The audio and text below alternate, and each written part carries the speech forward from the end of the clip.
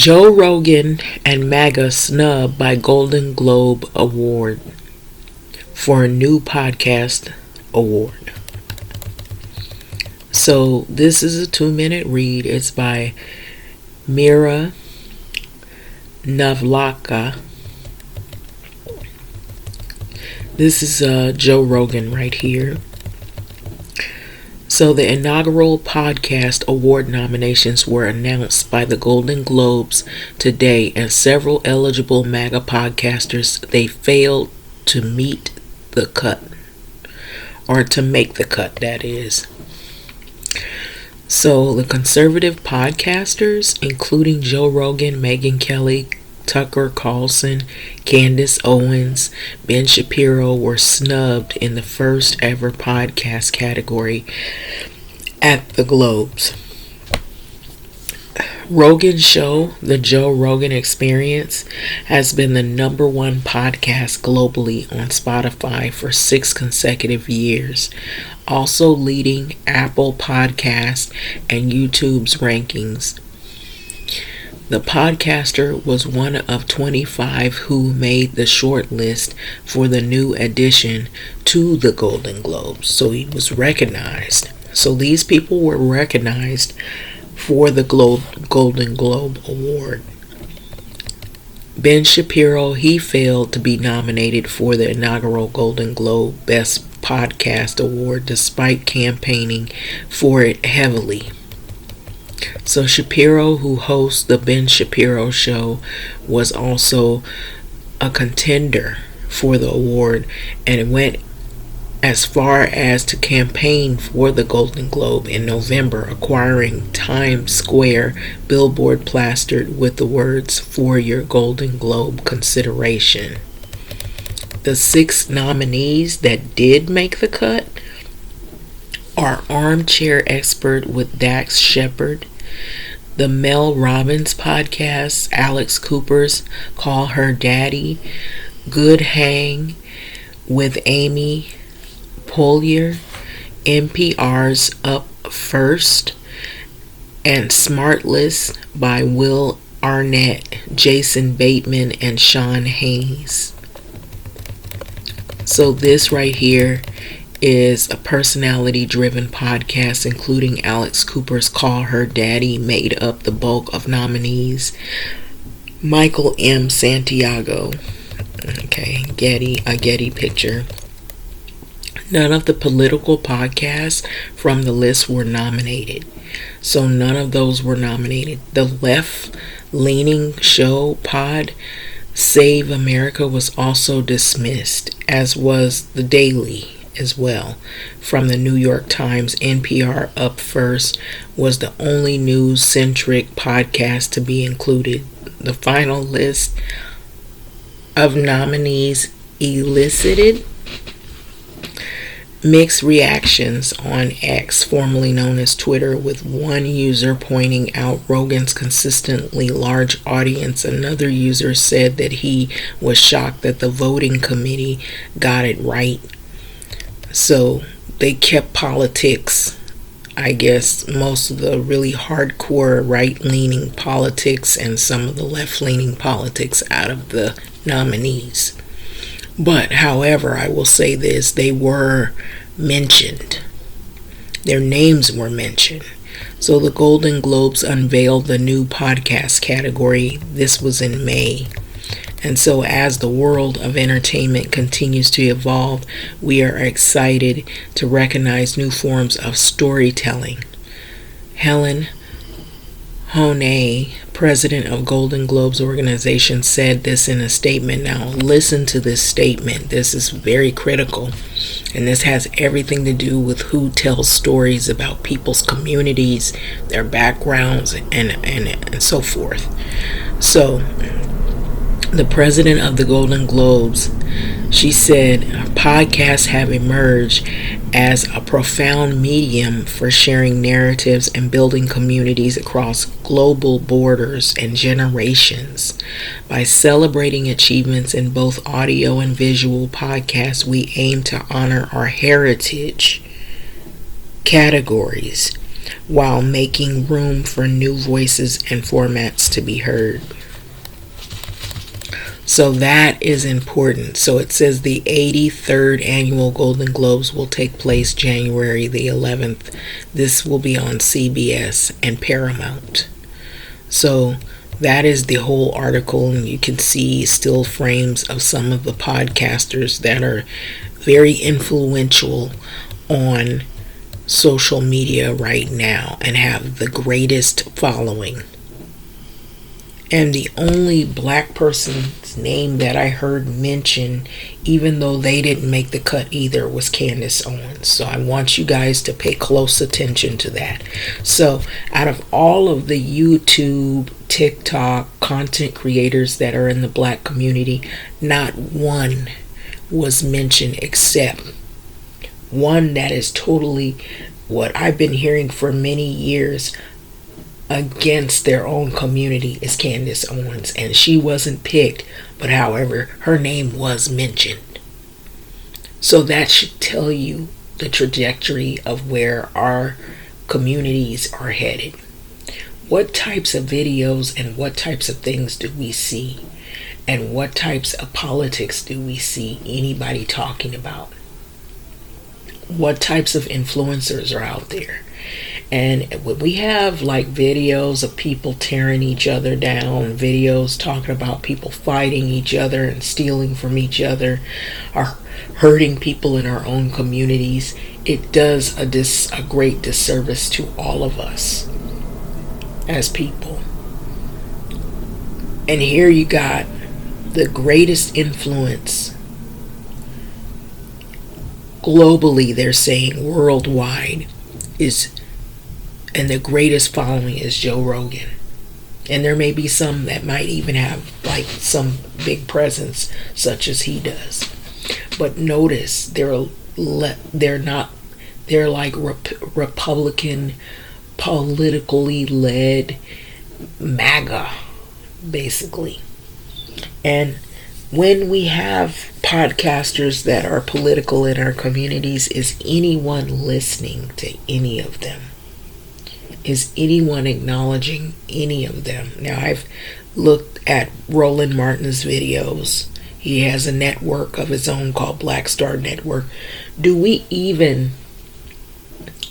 uplift people in our own communities? That's what I'm saying, because a lot of the videos and the content, some of the things that I see sometimes will not uplift people in our own communities. We don't really pay attention to what's going on with the people of our own persuasion, and we tend to tear each other down quickly. And what's the new thing that's out right now in Netflix, and the lawyer is suing Netflix for releasing the documentary, a 4-part series of Diddy, and who is the one that is producing it? Another black man, 50 Cent. Now, some will argue that it's vindication because of what Diddy did, and I'm not discounting what he did, but however, notice it takes another black person to tear another black person apart. Now, I'm thinking this is coming from like back in the days when hip hop was in full swing. I'm guessing that Diddy and 50 Cent weren't really always on good terms. So he could not wait. This was a long time coming. He could not wait to tear this brother down. Now, I'm not saying that what Diddy did was right. But however, I will say this. You notice when a black person has their hand in the fire and they've done something wrong, they're quick to tear them down from the floor up.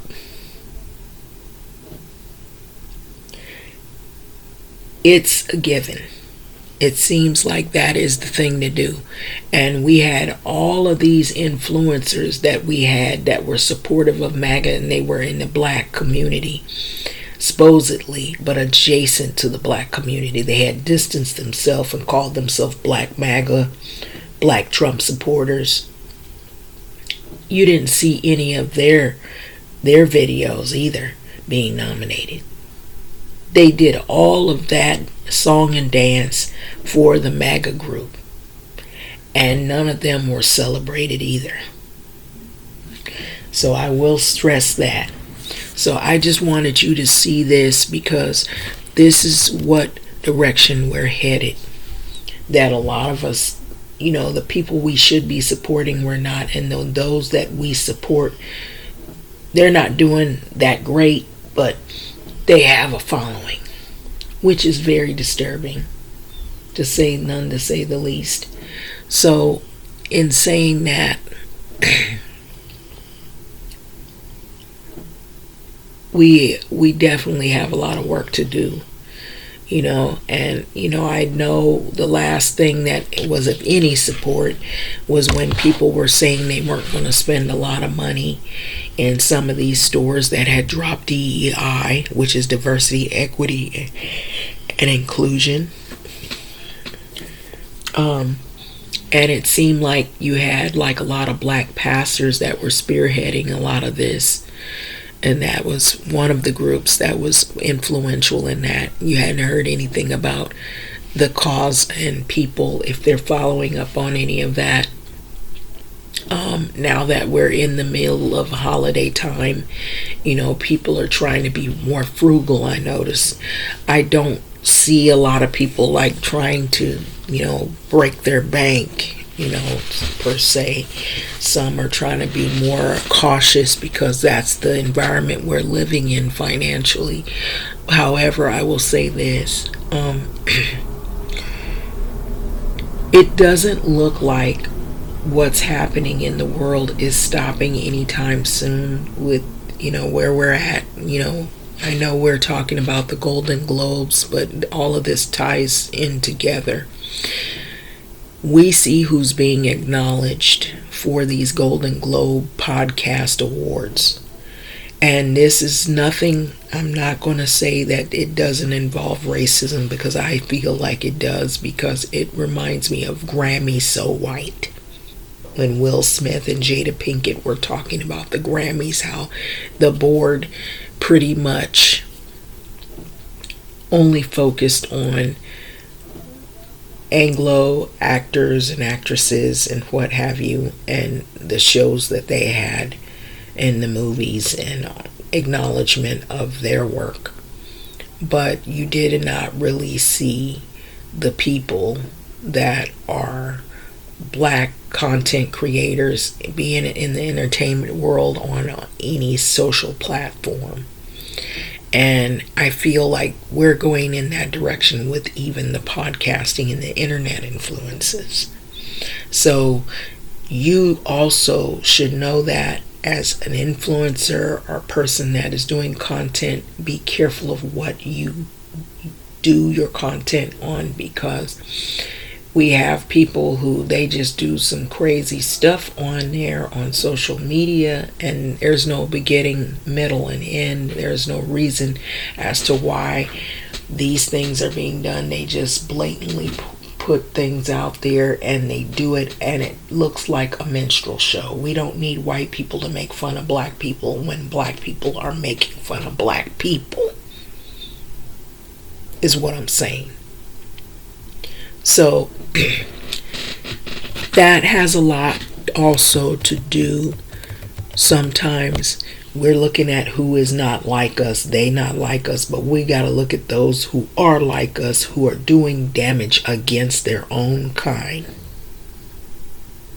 So think about that. This is a still frame of Joe Rogan, and this is the title right here. It's a short read, but you can look at it. I noticed that today, and I noticed what is happening also in the world outside of this right here is we have Malibu and then Santa Monica school districts. They're wanting to become independent, and Malibu seems like they're the one that is really primarily looking to separate themselves. Now, the ways it sounds to me, I'm just saying, from what I heard some of the residents of these cities, Santa Monica has wealthy people, Malibu has wealthier people. I feel like we're also moving in a time where money And not only race, but money, classism plays a part in a lot of this. The haves and the have-nots. So people who are wealthier have gotten so that they want to distance themselves from people who are just, oh, you're just wealthy, but you're not ultra rich, sloppy rich, filthy rich. You just have some money, but you don't got the money that we have. You don't have the properties. You don't have the investments. You don't have the stocks. You don't have the control and the power financially that we have and possess. So that's what this sounding like to me, and also low-key segregation. Now, when I was looking at that on the news about Malibu School District and Santa Monica, a lot of the kids, I'm not saying there aren't any black kids in those school districts, but it looked like a lot of white kids, and they come from really good homes. And in terms of finances, so let's be clear on that. And so what I heard come up was money, taxes, whose money is going into what, or being taken out of what school district. And so all of this is important. So that has all to do with why some of our schools are the way they are, because you have a city of high income earners. So that money that goes into the school is going to be a lot more invested in the kids' learning, the teachers' salaries, and what goes on around in and out of that school. And then you have the neighborhoods that we have where, not all of the schools, depending on the income earners and the level of involvement of parents, it is reflective of what that school is going to experience and what those kids' learning is going to be. So you also have to look at poverty. What did we just have? SNAP benefits for some people were withheld, and now it's changed forever. Some people won't even get those back, because now you got to go through another vetting process to show that you even can qualify for them anymore. And there may be a time limit on it. There's a time limit on Section 8. And a lot of those people thought they had another 2 years. You did your 2 years when you did your 20 or your 10 or your 3 or 4. Your 2 years are up. So they lost their Section 8. And I'm not saying everybody is in this situation, but there are people who are. And so all of these things that are happening, this is not by an accident. This is meant to happen. I was just looking at another influencer or podcaster or somebody that was doing YouTube videos. His name is Amazing Lucas.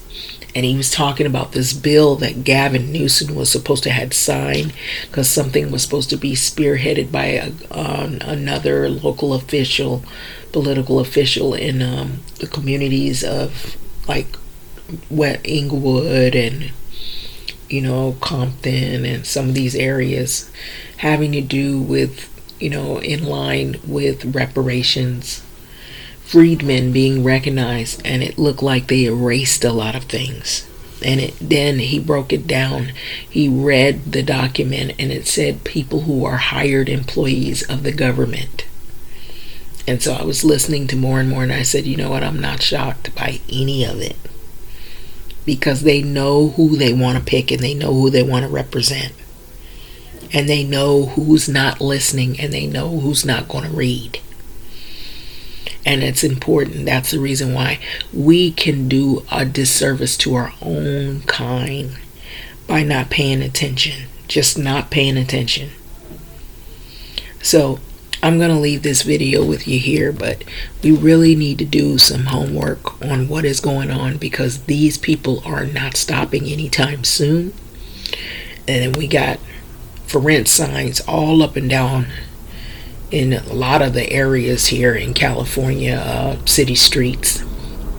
and local metro areas of Los Angeles County. We're seeing, and I'm sure there are in other areas in other states as well, because of the deportations and some of the things that are underway right now. Really, really aggressive, and the changes are hitting hard. So, with that being said, I'm going to let this go, but really think about the content that you post, because, I saw videos where people are talking about, I know women want to talk about their experiences in these different nail shops and hair shops, and we should, but we also should address the foolery that goes on. The last crazy issue that I saw was this lady, some shop called Gifted Hands, where these African women were basically, they had told the woman, the customer, that she was to pay $200 for some boho braids. The woman paid her money, but then when she got to the beauty salon, they gave her wine. They kind of wined and pampered her, and then they started on her hair, and then as she was sitting in the chair, 200 became 250. She had no knowledge that it was 250. She only paid the 200, so she paid a lot of her money. But these women started to yanking on her hair and pulling on her, and then they basically locked her in the beauty salon, kidnapping. Those women ended up going to jail. We do a disservice to our own people who we think we're different because we were born in another region. And that mess went viral. Me, I stopped going to those salons long ago because something told me it was nothing but a lot of hot mess. But that right there was so disheartening to see that woman going through all of that. After she paid her money, when were the good old days when you knew how much your hairstyle was going to be? You paid the money and then boom, that was it. The only thing they would do is they would request, do you want to have this condition? Do you want to have this? Do you want to have a cut? Do you want to have that? Well, we're going to charge you an extra this. Are you okay with it? They ask you first, or they already tell you up front, if you want extra on this is how much we're going to charge. They don't wait till you get in the chair and then they've already got most of your money and then they're already forcing you to pay more. When did this happen? So going back to this right here, I'm not surprised at all what has happened. Now we saw this in the Grammys, and now we're seeing this in the Golden Globes, that nobody from any of the social media platforms that I've seen that are anywhere remotely in the black community represented and telling our narratives, our stories for generations. That is powerful. So we've even gone to the point where we are forced to look at our own content, because the content we're getting is in mainstream media is white led, or it is led by people that are MAGA, and it is Republican, and it is right wing centered. So this is the times we're living in.